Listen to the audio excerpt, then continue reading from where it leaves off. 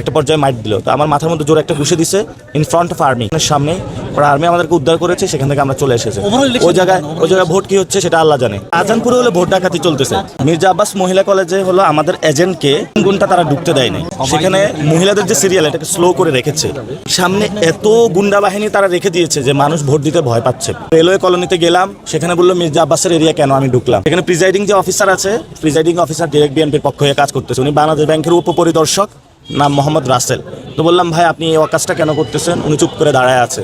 তারপরে যারা ভোট দিয়েছে হাতে চিহ্ন আছে, তারা ভোট কেন্দ্রের ভিতরে দখল করে আছে। যারা এজেন্ট তারা প্রিজাইডিং অফিসারের সাথে ঘুরে। তো আমি বললাম আপনি এজেন্ট, আপনি প্রিজাইডিং অফিসারের সাথে কাজ কি, এটা তো আপনার কাজ না।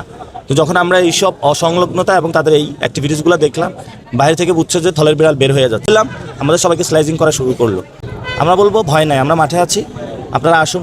ভোট ডাকাতি হচ্ছে বিভিন্ন জায়গায়। নির্বাচন কমিশনে কোনো ধরনের অভিযোগ দায়ের করেছেন? আমি ওইখানে যে মেজর ছিল ওনার সাথে কথা বলেছি, নির্বাচন কমিশনে কথা হয়েছে, আমরা লিখিত অভিযোগটা এখনো দিতে পারি নাই।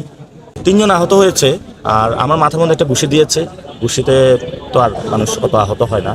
আর একটা ইট নিক্ষেপ করেছিল আমাদের শামসুর রহমান ভাই, যে আসন পরিচালক, ওনার মাথায় লেগেছে, ক্যাপ ছিল, যার কারণে অত ক্ষতিগ্রস্ত হয়নি।